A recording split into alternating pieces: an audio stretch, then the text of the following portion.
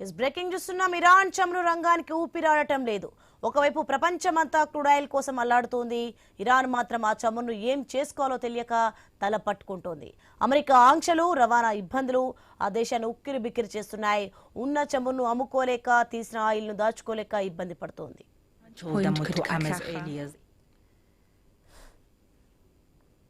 ఇక హర్ముజ్ ద్వారా crude oil రవాణా దాదాపు నిలిచిపోయింది. ఇక దీంతో ఇరాన్ పరిస్థితి క్లిష్టంగా మారింది. అమెరికా కొనసాగిస్తున్న దిగ్బంధం వల్ల క్రూడ్ ఆయిల్ ను ఎగుమతి చేయలేకపోతోంది. ఉత్పత్తి చేసిన చమురును విదేశాలకు పంపే దారి లేక దేశీయంగానే నిల్వ చేయాల్సి వస్తోంది. ఇదే కొనసాగితే రానున్న రోజుల్లో ఆ దేశానికి తీవ్ర నష్టం వాటిల్లుతుందని నిపుణులు హెచ్చరిస్తున్నారు. ఇక ప్రస్తుతం ఇరాన్ వద్ద 12 నుంచి 22 రోజుల వరకు మాత్రమే క్రూడ్ ఆయిల్ ను నిల్వ చేసుకునే సామర్థ్యం ఉంది.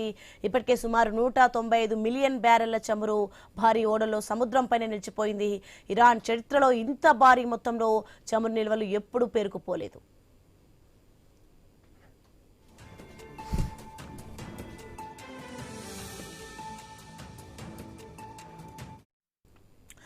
మరోవైపు నిల్వ చేయడానికి చోట్లేక ఉత్పత్తిని తగ్గిస్తే అది దేశ ఇంధన రంగానికి కోలుకోలేని దెబ్బ అవుతుందని నిపుణులు హెచ్చరిస్తున్నారు.